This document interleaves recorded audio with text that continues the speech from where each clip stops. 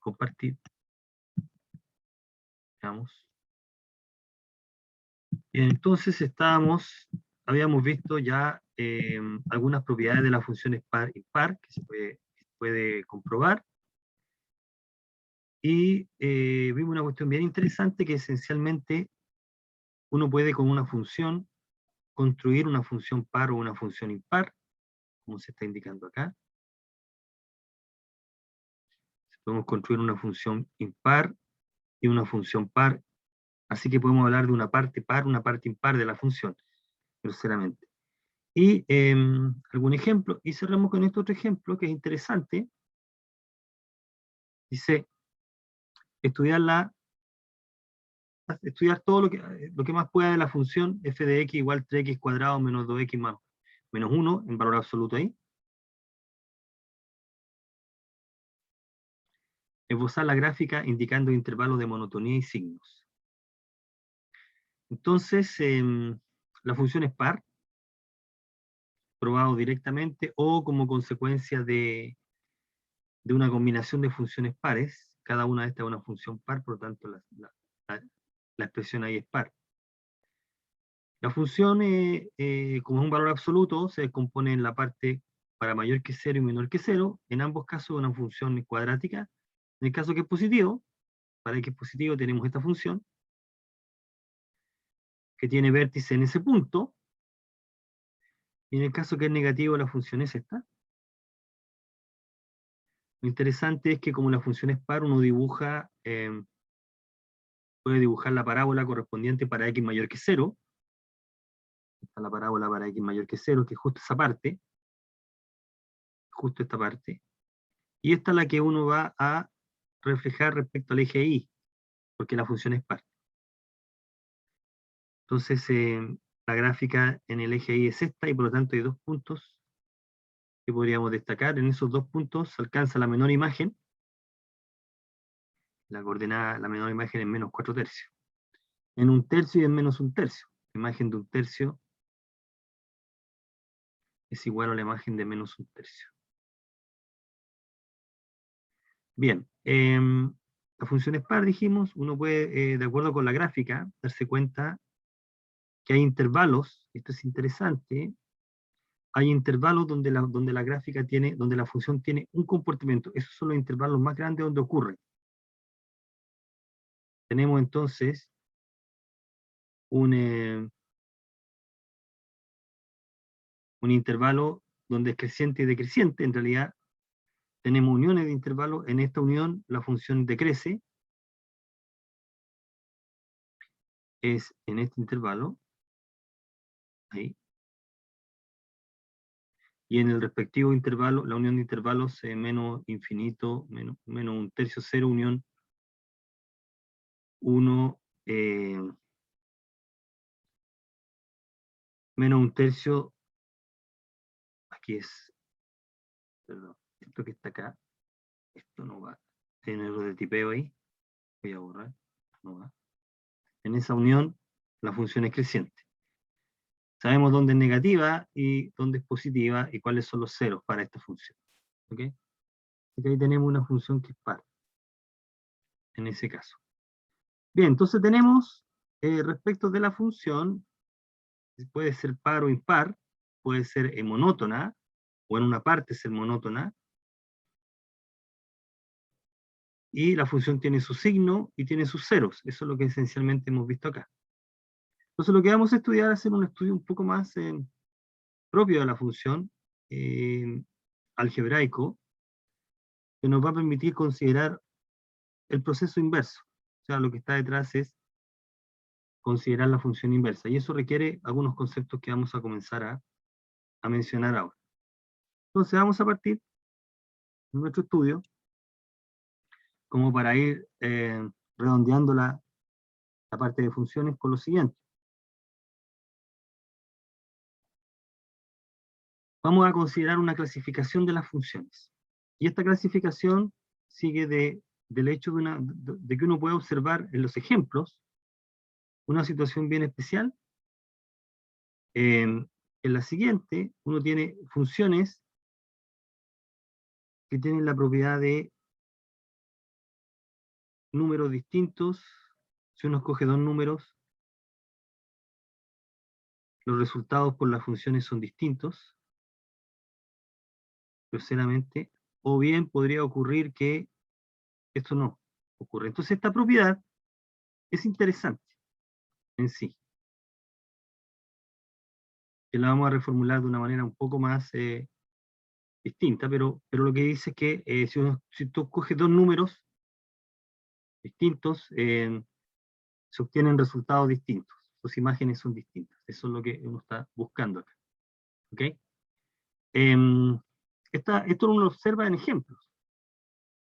Y gráficamente lo que está ocurriendo es que cuando uno considera la gráfica de una función, uno la estudia, independiente si es creciente o decreciente, esta propiedad de que números distintos tienen resultados distintos geométricamente significa que la gráfica intersecta en un solo punto, cuando lo hace, a cualquier recta horizontal. Cuando eso ocurre. Cuando hay intersección, uno dice, cuando hay intersección, porque la gráfica podría ser esto, por ejemplo. La gráfica podría ser la que está en verde, y uno puede tener una línea que va por abajo y no hay intersección, entonces uno dice, cuando hay intersección entre una recta horizontal y la gráfica, dicha intersección se produce en un solo punto. Entonces ese tipo de cosas uno empieza a darse cuenta que algunas gráficas la tienen, y que algebraicamente, analíticamente esto significa lo de arriba. Valores distintos van a parar imágenes distintas. Bueno, pero ¿por qué esto es importante? Me estoy adelantando con lo que vamos a empezar a estudiar ahora, porque uno puede considerar, entonces, uno puede definir una función. Si tenemos una función acá y envía números allá, esto es en realidad genérico, ¿sí? Si tenemos una función que envía números ahí, suponte que el dominio es el que se está pintando ahí, entonces uno puede construir naturalmente una función que devuelva las flechas. Y uno puede, si uno sobreescribe, ¿sí? Yo puedo construir una función que haga esto. Es una cosa bien natural. Y esto es una función porque a cada elemento le asocio un solo valor. Entonces, cuando la función tiene esta propiedad de que a puntos distintos le asocio imágenes distintas, yo puedo construir una función. Tengo una función que va a un conjunto A y lo lleva a un conjunto B y cumple la propiedad de arriba que la vamos a definir. Entonces, uno toma un A y es transformado por F en B. F de A, ¿correcto? Entonces uno dice, construye, uno dice, bueno, voy a construir una función G que toma números de B y los lleva a, ¿de qué manera? Simplemente que haga lo siguiente, que a un número B le asocie G de B, la imagen sea un número A, siempre que la imagen de A era justo B. Entonces, si pongo esta fórmula, me voy a estar devolviendo. ¿Puedo definir algo así? Claro que sí. Esto es una función, esto es una función. Listo. Entonces esta máquina se puede construir si tiene la otra. Es una idea bastante sencilla. ¿Cuándo va a funcionar esto? Cuando uno tenga esta garantía. ¿Cuándo falla? Cuando tiene números distintos que paran a la misma imagen, porque uno dice, bueno, podría fallar, esto falla, o no es posible de construir, cuando uno tiene la situación siguiente, aquí está mi función, y las flechas, por ejemplo, este va a parar allá, este va a parar ahí, estos dos van a parar al mismo punto, tienen el mismo valor, ¿sí yo?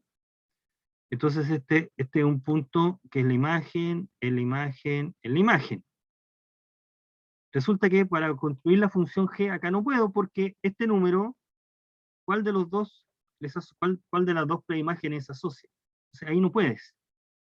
Entonces va a ser interesante estudiar en particular esta propiedad. Esta propiedad nos va a permitir devolverlo. Luego lo que hace uno después es formalizar la idea. La propiedad que hemos encerrado ahí en cuadro se va a llamar inyectiva. la función que se puede construir siempre se va a llamar inversa. Inversa inspirada en la reversa, inversa o reversa, como que revierte, invierte el proceso, devuelve resultados. Una idea directa, bastante concreta. Lo vas a poder hacer siempre que tenga la propiedad arriba. Entonces, esta no, ¿no? Aquí no se puede. No se puede. Entonces, como aquí no se puede, uno podría entonces quedarse con una parte. Es decir, de esta función que es mala, me quedo solamente con una parte de la función que asocia previamente un valor. Eso se llama restringir la función, o sea, quedarte con una parte donde la función es inyectiva. Ahí vas a poder. Y ahí aparecen las restricciones. Bueno, entonces, lo que vamos a hacer es estudiar esta idea. Motivada simplemente porque cuando uno hace gráficas de funciones, uno tiene cosas ahí, ¿cierto? Donde ocurren esos tipos de rarezas. Después vamos a estudiar las funciones trigonométricas, donde tiene una cosa mucho más perversa, y entonces donde va a ocurrir que hay muchos valores que van a parar a la misma imagen. De hecho, una colección infinita de números van a parar a la misma imagen.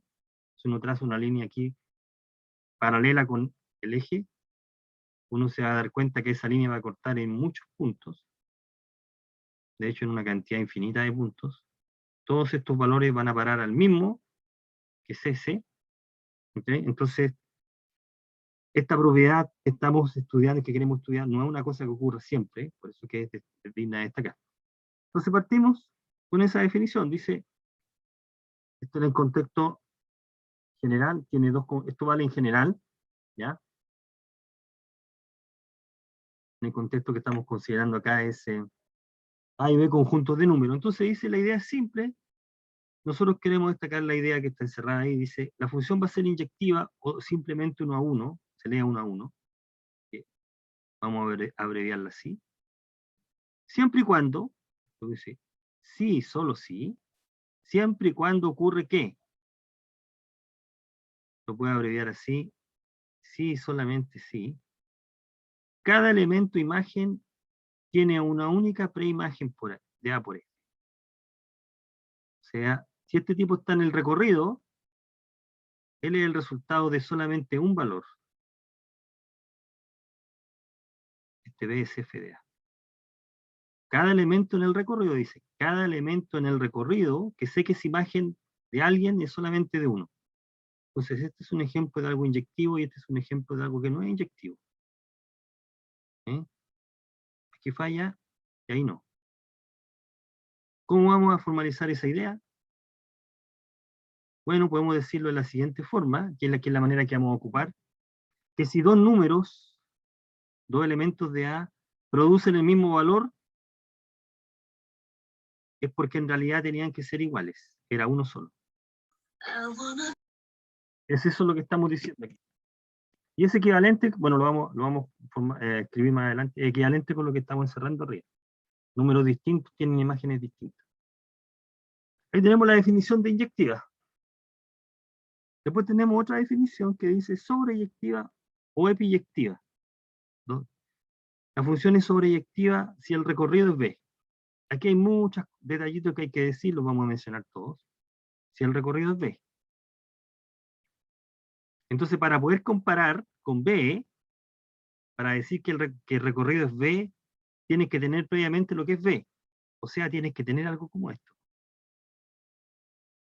Declarar los conjuntos del conjunto de llegada.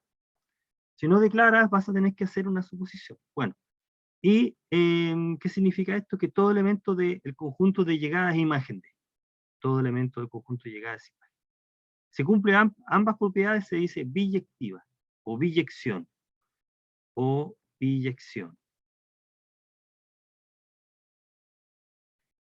Inyectiva también se puede decir una inyección, y sobreyectiva, sobreyección, o biyección. Funciones biyectivas. Bien. Geométricamente la propiedad de ser inyectiva es esa. Una recta, una función es inyectiva si en la gráfica ocurre lo que nos estábamos comentando. cualquier recta horizontal o bien que paralela con el eje X, si intersecta la gráfica, lo hace en un solo punto. ¿Sí? De más está decir, y no está de más decir que si nosotros cambiamos recta horizontal por vertical, ¿cierto? Ahí. Pedir que una recta vertical intersecta la gráfica en un solo punto, una cosa que tiene que ocurrir porque es función, ¿no?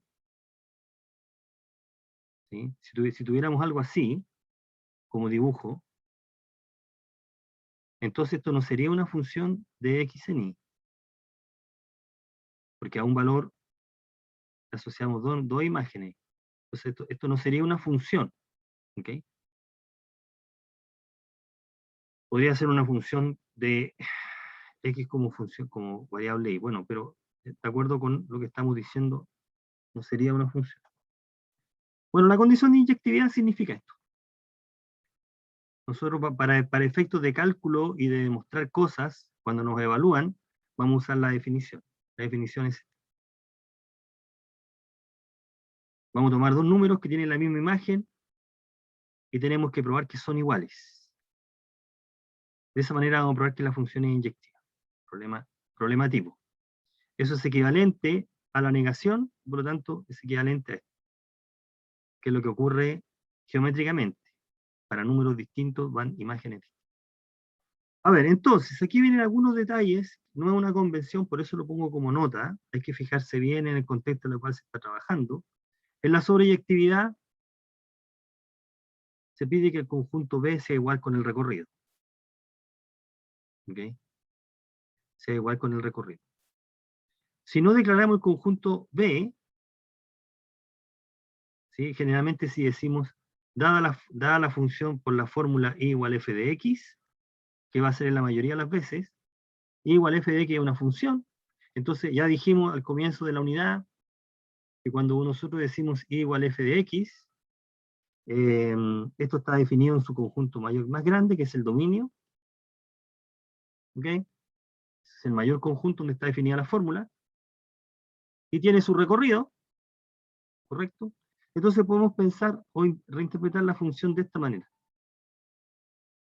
Si la escribimos así, la función ya es sobre. ¿Ok? Es decir, si nos damos la fórmula, la podemos pensar siempre como sobreyectiva si la escribimos así.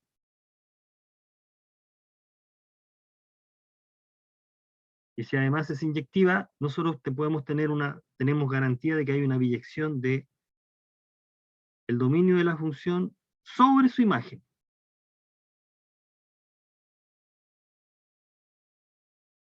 ¿Okay? Entonces, este es un tecnicismo nomás, que hay que tener presente siempre, es decir, si escriben la función de A en R, ya te están fijando el conjunto B. Ya te dicen que este es B, y por lo tanto que sea sobreyectiva equivalente que el recorrido sea B. Pero si no te dan ni dominio ni recorrido, yo puedo pensar la función de esta manera. ¿Sí?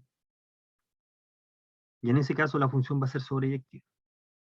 Es una cuestión de cómo se escribe nomás, ¿ya? Es una diferencia. Entonces miren, vean el ejemplo. En el siguiente ejemplo, la función está definida de este conjunto, que va a ser justo el dominio de la función, pero se llega a este conjunto. ¿Ya? Entonces dice, se afirma que esta función es una biyección. Es una biyección de este conjunto sobre este conjunto. En este caso es. Y entonces uno tiene que probar, primero, que es una función inyectiva.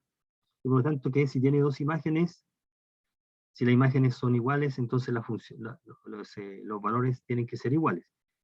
Y entonces uno hace el cálculo. ¿Qué es lo interesante de este ejercicio?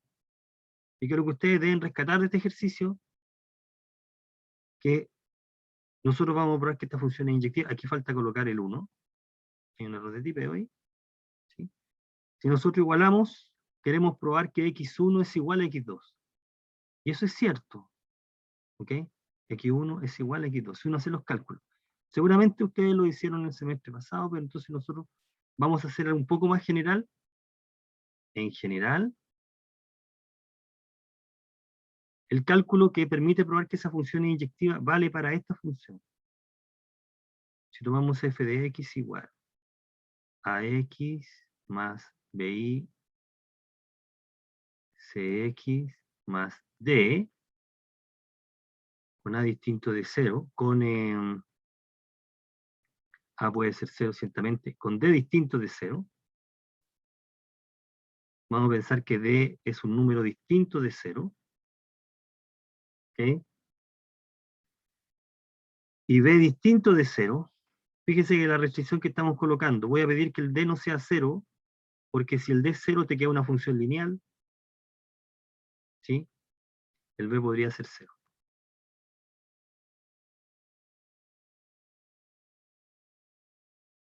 Pongamos solo esa restricción. ¿Ya? Ahí. Con la restricción de que ni a ni b sean 0 simultáneamente. Entonces, esta función es inyectiva. La prueba que uno aplica acá vale lo mismo si pone a, b, c, d. Entonces, esta es la que vamos a hacer. Entonces, en efecto, f de x1 es igual a f de x2 si quiero probar que x1 es x2. Y entonces, esto es equivalente a, veamos aquí, hacer el cálculo. A x1 más b cx1 más d debe ser igual a ax2 más b y debe ser igual a cx2 más d. Y el objetivo es juntar en un lado de la igualdad todo lo que tiene que ver con x1 y en el otro todo lo que tiene que ver con x2. Eso es todo. Entonces lo que uno hace es multiplicar cruzado acá, que es lo que sugiere el álgebra. Este multiplica a este más d, y eso tiene que ser igual a ax2 más d es cx1 más d. Y ahora hace todos los productos y todas las simplificaciones posibles. Y aquí, como uno va a apreciar, como va a ocurrir, si el término cruzado se va a cancelar, lo vamos a escribir acá, a pesar de que se cancela. A c x1 x2 más a d x1 más bc x2 más bd, y al lado derecho va a ser exactamente lo mismo, pero con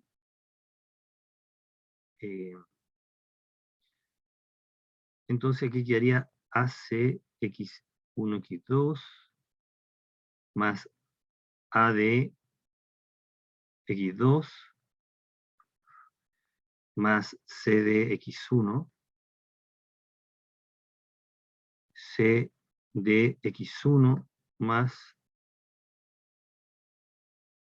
es aquí, es B, ¿no? ¿Viste? Aquí me equivoqué. Es AB. ¿Viste? Están haciendo cosas aquí. BC más BD.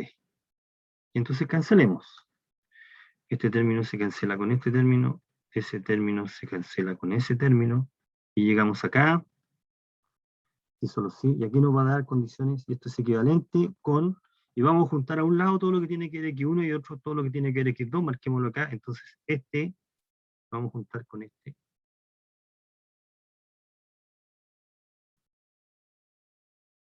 AD menos CB x1, y esto tiene que ser igual, lo otro, este lo vamos a juntar con ese, al otro lado quedaría así,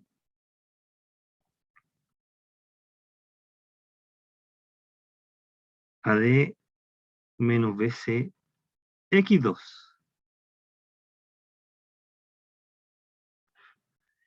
Ya, y entonces ahora, para que esto funcione, para que nosotros queremos concluir de acá, lo voy a escribir en rojo, y esto implica que x1 debe ser igual a x2.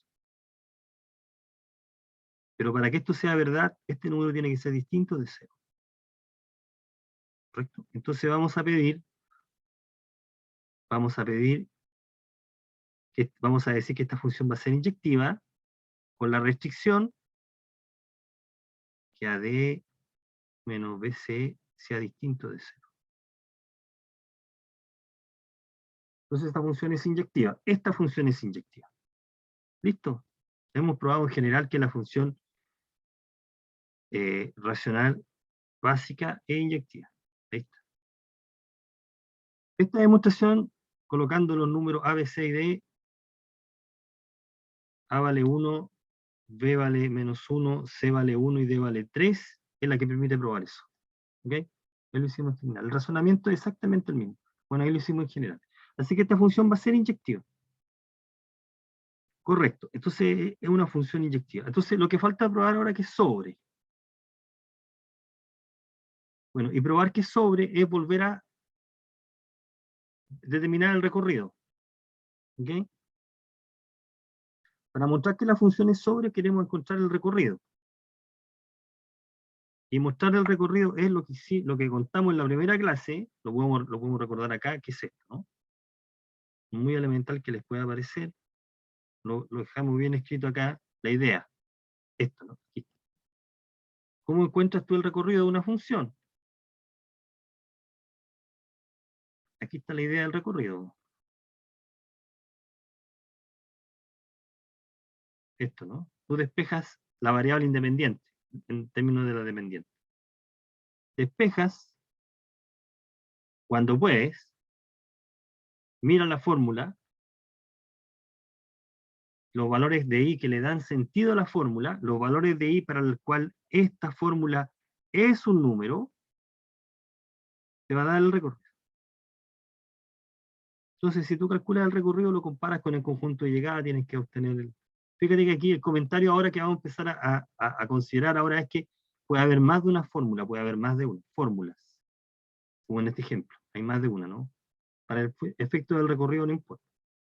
Entonces, si tú haces ese cálculo, si tú tomas f de x y lo igualas ahí, tienes que despejar y. Si hacemos el mismo cálculo acá, como para dejar completo, recorrido,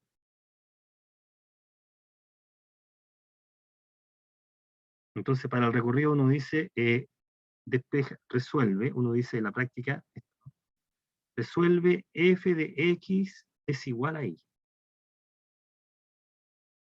Cuando decimos resuelve, hallar x. Eso es lo que estamos diciendo. Resuelva, encuentre x en esta igualdad. ¿En cuál igualdad? En esta, ¿no? AX más BI, CX más DI. Y de acá tiene que despejar x. Tenga presente que todo lo demás es constante. Entonces, resuelve la ecuación. Y aquí no vamos a tener ninguna dificultad, porque hay que tener presente que la que es incógnita es x. C y x más DI. Y para despejar x hay que dejar todos los términos x a un solo lado. Aquí sería ax menos c y x es igual a di menos b. Y esto es equivalente a factorizar por x, porque queremos despejar x. Es igual a di menos b. ¿Correcto? Y por lo tanto acá uno dice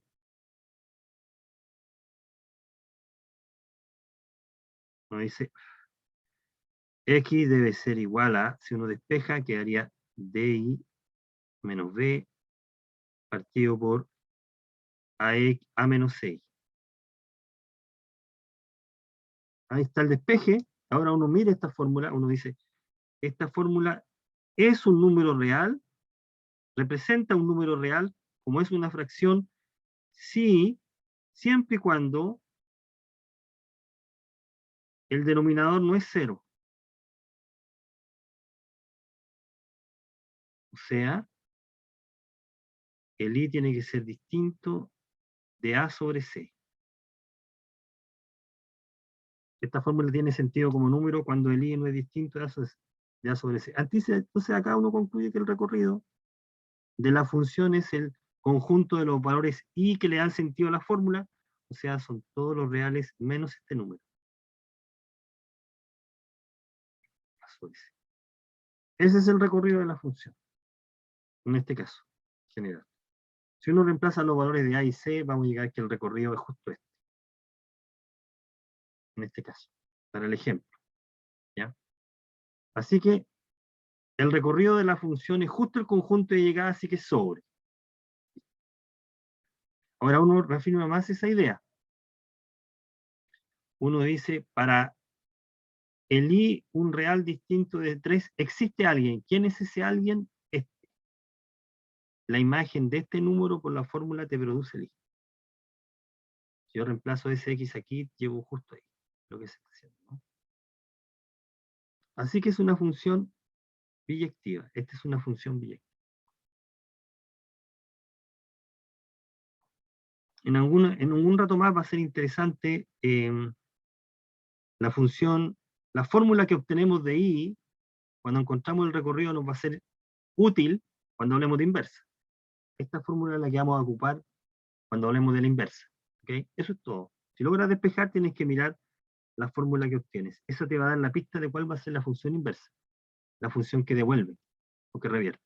Bueno, entonces ya hicimos el análisis completo de esta función con esta condición. Fíjate que esta condición nos aparece naturalmente cuando queremos probar que la función es inyectiva. Esto no puede ser cero. Tiene que ser distinto. Para que nos calcen los cálculos. Para que los cálculos sigan. AD menos BC tiene que ser distinto de cero. En particular, A y B no pueden ser cero. Por lo tanto, la función no podría ser constante. O bien, A y C tampoco pueden ser cero. Porque en esos dos casos te queda una función constante que no va a funcionar. Que no va a ser. Eso está dado en esa condición. Eso no puede ser. Eso no debería ocurrir. Bien, así que tengo una función biyectiva. Entonces, en general, podríamos decir, de acá en este análisis, de esto podríamos decir la función que toma a los reales y le quita el ¿qué número? Menos de C,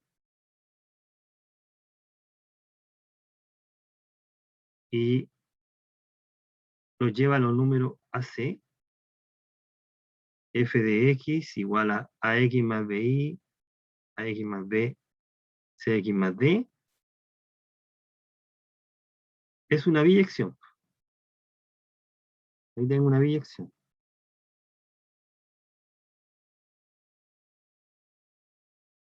Ahí tenemos una biyección. Una biyección de esos dos conjuntos. ¿Ya? Más adelante vamos a volver a recuperar el dominio. Cuando nosotros, si ustedes, a ver si me adelanto un poco, si ustedes toman el límite cuando x se va a infinito en esta expresión, el límite va a ser a sobre c. ¿Ya? Ese que va a ser, que nuevamente va a ser el valor que no puede tomar la variable y. Vamos a volver a revisitar eso cuando veamos las asíntotas. Bueno, veamos algunos ejemplos. Además de ese que esté ahí, mira. Yo rescato este ejemplo como sigue. Mira, veamos el ejemplo acá. Tomemos la función, sabemos que esta función va a ser creciente o decreciente en cierta parte. Tratemos de probar que es inyectiva. O veamos por qué falla. X cuadrado menos 4x más 7. Esa función la podemos dibujar. Una manera rápida de dibujarla sería completando el cuadrado. La puedo escribir así. Y si la puedo escribir así, la puedo dibujar rápido. Ahí está la función. Dice x menos 2 más 3. X menos 2 más 3. Una traslación 2 unidades a la derecha, a la izquierda, de la función x cuadrado, y lo subes 3. Ahí, ¿no? 3.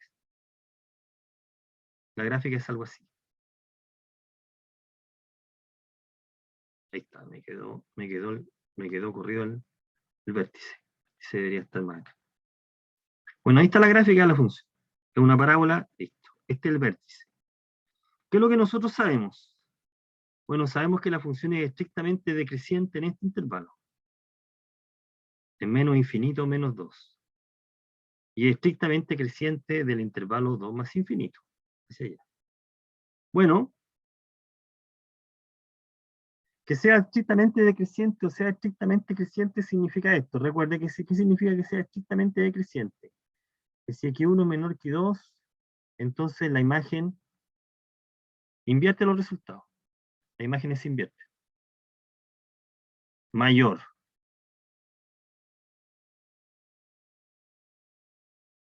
¿Qué dice en particular esto? En particular, si X1 es menor que X2, bueno, es porque X1 en particular es distinto de X2, si es menor.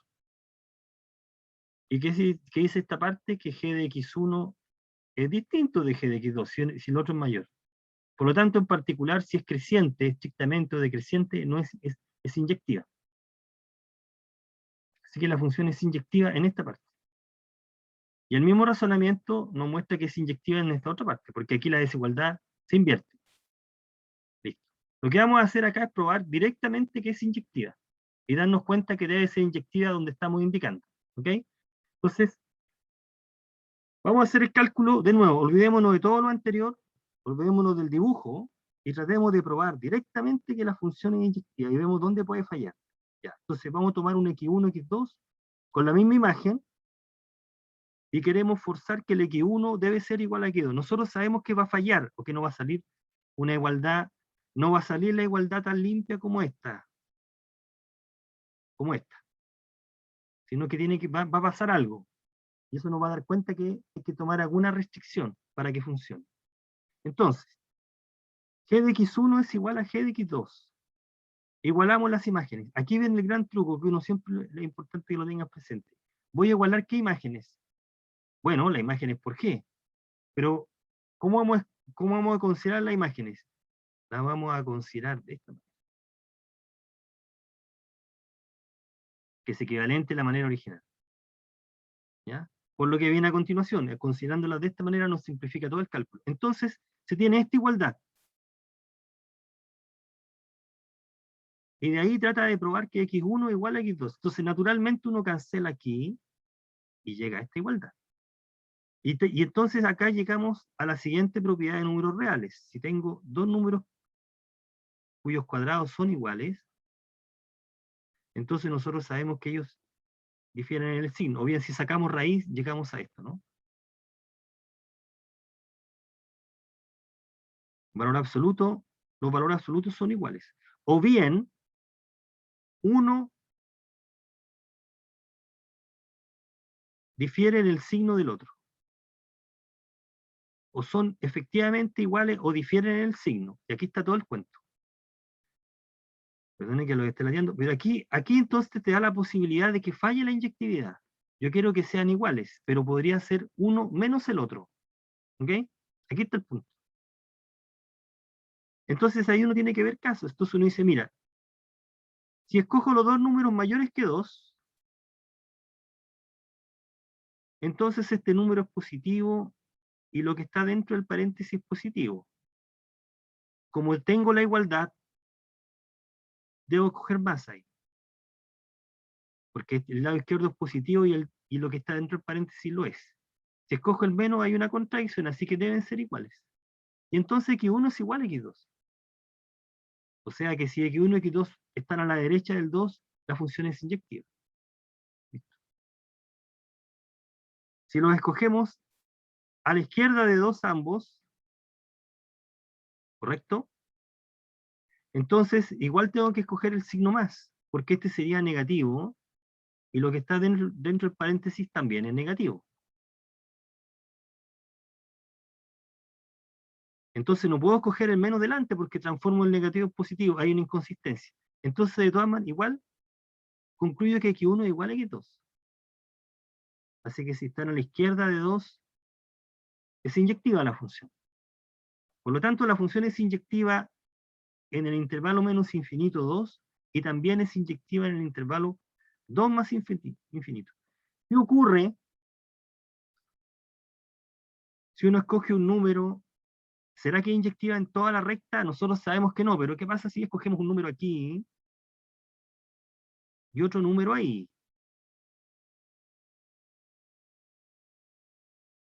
¿Ok? Entonces, ¿qué es lo que va a ocurrir? Si escogemos un número a la izquierda de 2, x1, y un número a la derecha de 2, ahora tengo que considerar el signo menos, porque tienen signo distinto. Este número es negativo y lo que está dentro es positivo. Para que se dé la igualdad tengo que escoger el menos. Ahí.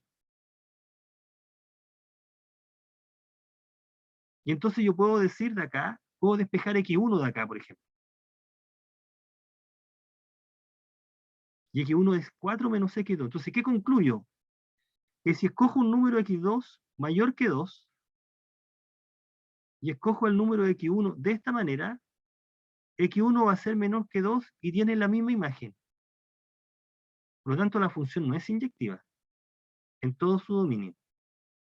Porque hay dos valores y de hecho tú puedes escoger infinito entonces. Si tú te das cualquier valor acá, voy a llamar P, escoge cualquier número P, cualquiera mayor que 2, yo puedo construir el número 4 menos P, y la imagen de 4 menos P es la misma imagen de P. Y los números son distintos. Estos números son distintos. Entonces ahí tengo millones de números distintos que ya dan la misma imagen. La función no es inyectiva en todo su dominio. Ahí hemos mostrado geométricamente que falla. Entonces, nuevamente calza que a la izquierda el valor de la coordenada X del vértice y a la derecha se produce tanto crecimiento como inyectividad. Entonces la función no es inyectiva en todo su dominio, pero uno no la puede botar, sino que puede hacer algo, quedarse con una parte donde sí es inyectiva. Entonces, lo que podemos deducir de acá es lo siguiente. Si considero el intervalo menos infinito 2, la función es inyectiva en esa parte. Y también es inyectiva en el intervalo 2 más infinito. Estos intervalos son los más grandes donde la función es inyectiva. Se dicen intervalos maximales. Es decir, la función es inyectiva en esta parte. Si yo tomo un intervalo un poco más grande que el intervalo menos infinito 2, si crezco un poco más, por ejemplo hasta ahí, ya dejó de ser inyectiva. Geométricamente lo que tú estás diciendo es que la gráfica se porta bien hasta ahí, pero si como considero un poco más de la gráfica, ya perdiste la inyectividad. ¿Sí? Encontraste puntos con la misma imagen ahí. Entonces estos intervalos son los más grandes. De la misma manera, entre 2 más infinito es el mayor intervalo donde la función es inyectiva. Hay dos intervalos grandes. Si tú creces un poco más, perdiste esta propiedad. Entonces la función es inyectiva en ese pedazo y en este pedazo. Va a ser más adelante, va a ser interesante quedarse con parte del dominio donde la función es inyectiva. Ahí vamos a poder invertir. Ya lo que podemos concluir acá es que esta función que no es inyectiva genera dos funciones inyectivas, de hecho dos funciones biyectivas. La función G1, que toma solamente el intervalo 2 más infinito y lo lleva al 3 más infinito, y la función G2, que toma el intervalo menos infinito 2 y lo lleva al 3 más infinito. ¿Y cómo se definen? De la misma manera que antes. Estas dos funciones son biyección, pero es una biyección de este conjunto sobre este conjunto. ¿Okay? Entonces, si tengo una función que no es inyectiva, uno podría quedarse con una parte que sí lo es. Recuerde que si la función es inyectiva, siempre puedes trabajar sobre su imagen y por lo tanto tener una función biyectiva. La parte que tenemos que garantizar es que la función sea inyectiva. Esa es la parte más valiosa para poder hablar de inversa. ¿Ok? Bien, entonces ahí tenemos la razón geométrica o algebraica de por qué la parábola es inyectiva en cierta parte y en cierta parte no. El mismo razonamiento vale en general. Bueno, mira, este ejemplo lo rescatamos del semestre pasado y yo lo encuentro bastante bueno. Estos son los típicos problemas de prueba, porque dependen de parámetros, ¿no?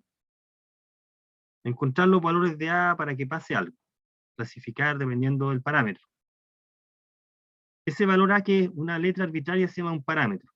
Dependiendo del valor de A, le va a pasar algo a la función.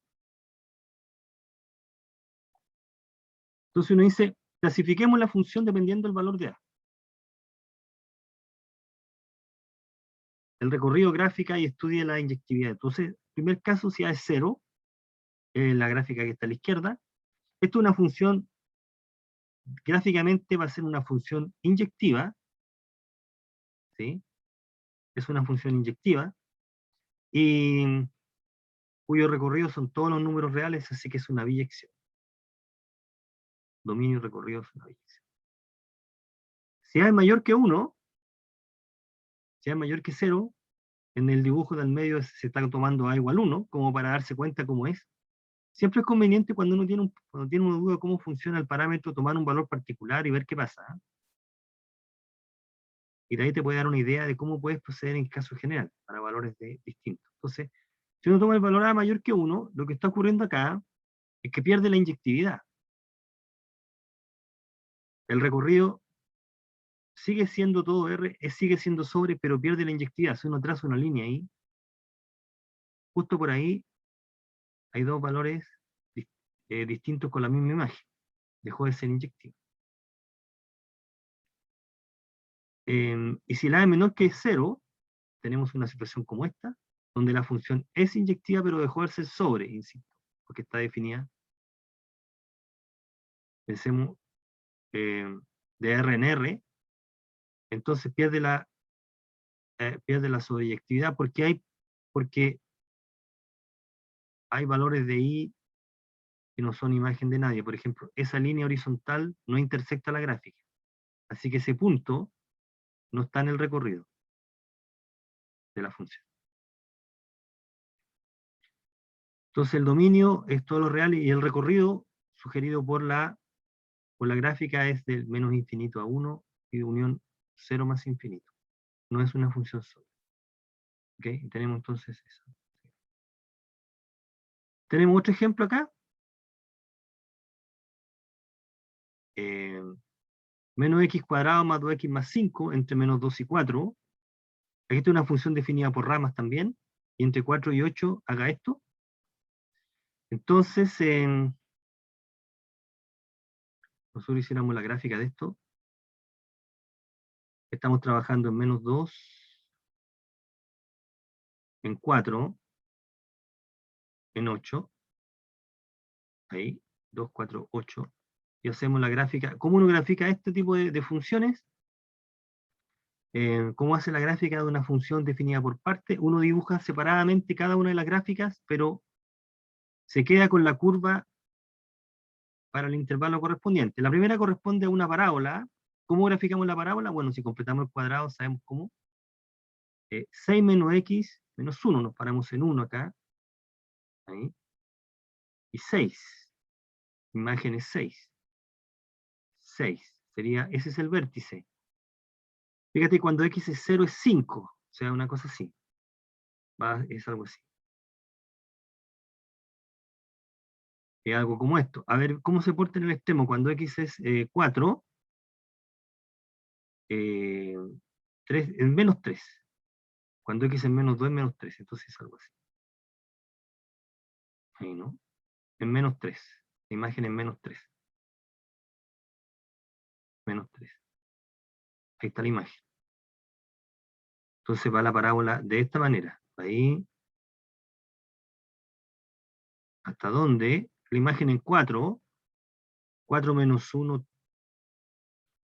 Menos 3 también. Voy a dibujarlo acá, ¿no? Un poquito más separado. Imagen en 4 menos 3. Ahí. Menos 3. En 4 y menos 3 también. Ahí. Me quedó un poco ahí, ¿no? Menos 3. Entonces, la imagen en 4 menos 3. Y lo otro es una recta, ¿no? Y es una recta. ¿Y cómo uno dibuja la recta? Cuando x es 4, te queda que esto es menos 3, pero aquí va abierto. Se pega aquí. ¿Sí? En la imagen de 8,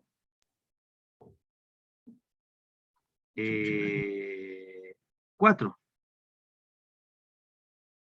Este es 5 y dibujemos 4 por ahí. 4. Ya, esa es la gráfica de la función.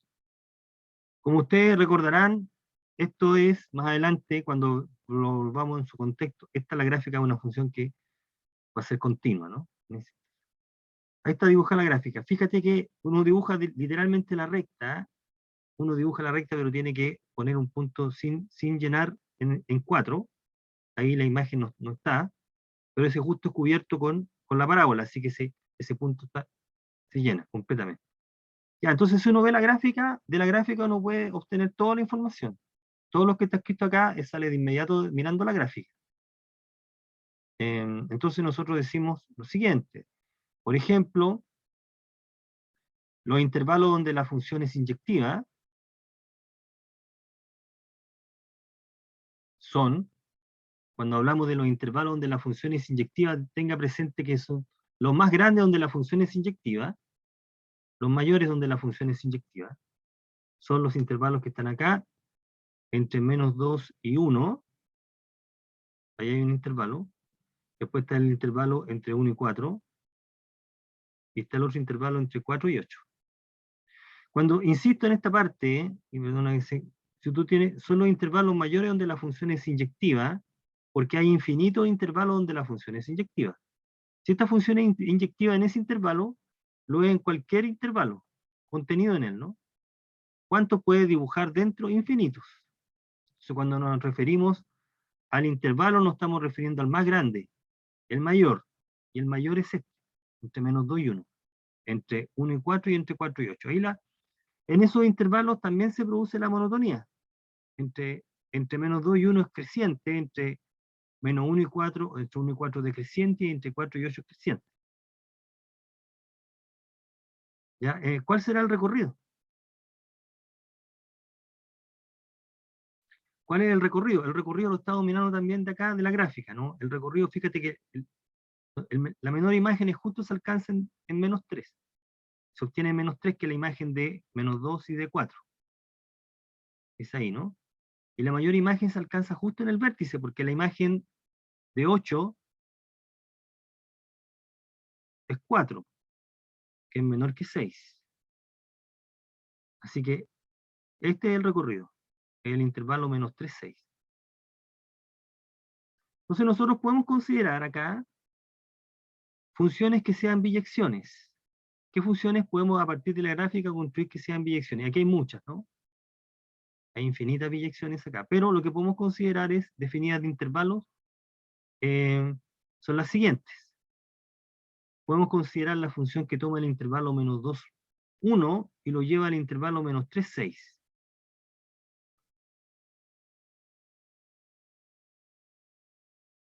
¿Qué función? G.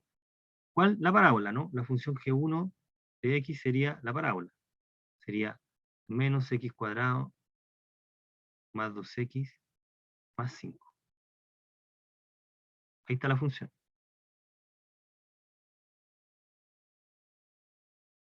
Podemos considerar la función que toma el intervalo 4, 8 y lo lleva al -3, 1, que sería la función G3, que sería justamente la parte lineal.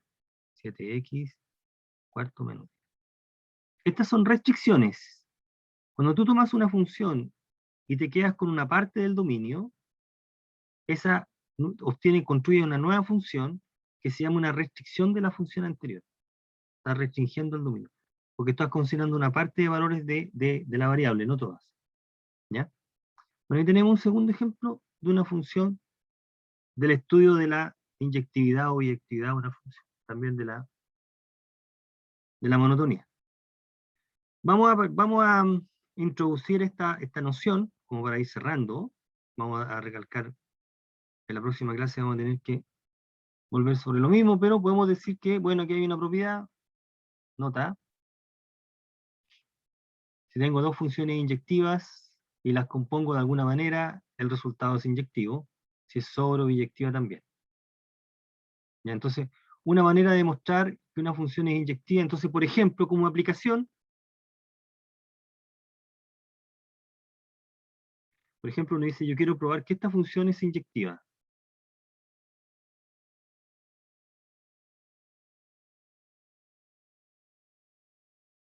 Quiero probar que esta función es inyectiva. En realidad esta función es inyectiva porque es la composición de dos, ¿no?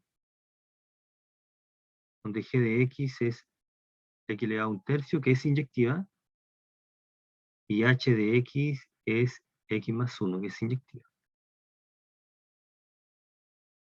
Esta función es inyectiva, x elevado a un tercio. Eso sería un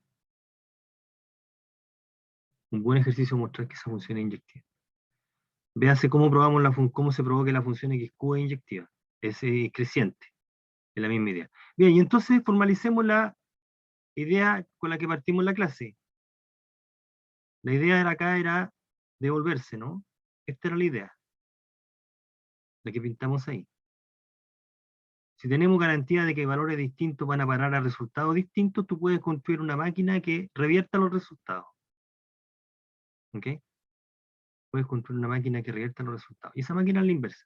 Aquí la definición que se está dando es equivalente a la que se está considerando ahí. Dice, una función es invertible o inversible, está bien este nombre, invertible, si solo si existe otra función, pues en principio llámela g, existe una función g, tal que vale esto.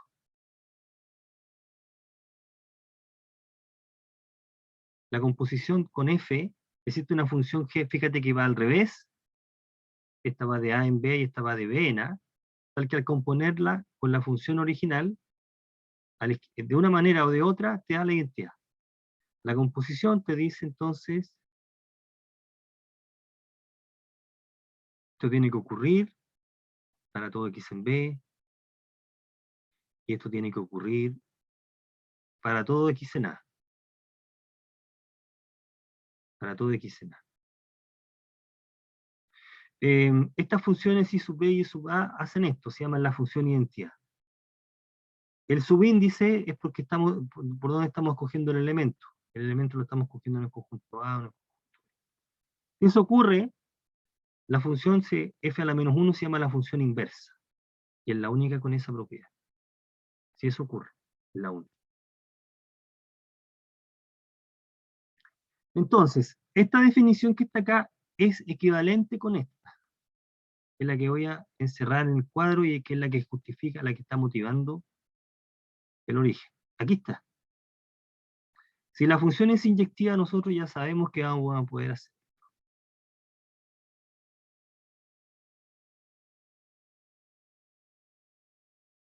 ¿Qué es lo que dice esta información? Dice que voy a construir una función, termino con esto, que toma los elementos de B y los lleva al elemento de A, que a un elemento cualquiera le asocio una imagen en A,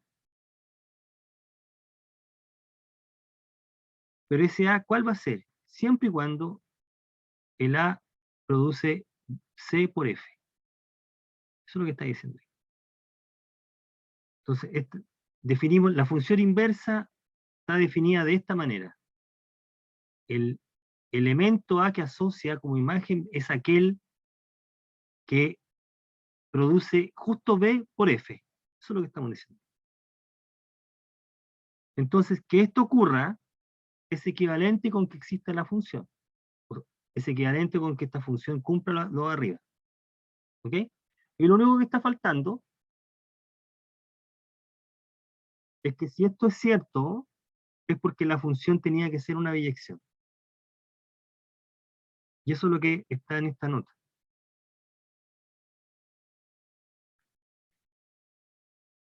Si la función es invertible, es decir, si existe esta función que verifica la condición, entonces la función es inyectiva, que es lo que se está mostrando ahí. Si tomamos dos elementos de A que tienen la misma imagen y la aplicamos a ambos lados, esta función f a la menos 1 tienen que ser lo mismo. O sea, es una función inyectiva. Y la otra condición nos permite mostrar que es sobreyectiva. Por lo tanto, si la función es invertible, es biyectiva. ¿Ya? Por lo tanto, son equivalentes. Es decir, la inyectividad nos permite construir una función inversa. ¿Ok? Entonces, la función inversa se define de esa manera. Entonces, lo que está diciendo acá, y termino con esto, es que si tú tienes y igual f de x y f de x es una fórmula, ¿correcto? y la función es inyectiva, tú vas a poder hacer esto. Teóricamente vas a poder hacer esto. Esto es teóricamente. Teóricamente puedes hacer esto, que está la definición. Entonces, si lo puedes hacer en la práctica, lo que obtienes es la fórmula de la inversa. Es lo que está diciendo. Pero nosotros sabemos que hacemos esto para hallar el recorrido. Por lo tanto, el mismo procedimiento para encontrar el recorrido nos va a permitir encontrar la fórmula de la inversa. Porque la forma como se define la inversa, despeje el X de acá. Esto es lo que está diciendo al lado derecho. Despeja X. Lo que obtiene va a ser la inversa. ¿Ok? Eso es. Bueno, nos queda lo que vamos a partir la próxima clase, y me disculpo por el atraso. Haciendo esto para fórmulas concretas. Si la F es conocida, ¿cómo encuentra la inversa? ¿Qué podemos hacer? ¿Sí? Bien, jóvenes. Me disculpo por haberles quitado. ¿Tienen alguna consulta? ¿Tienen alguna consulta, jóvenes?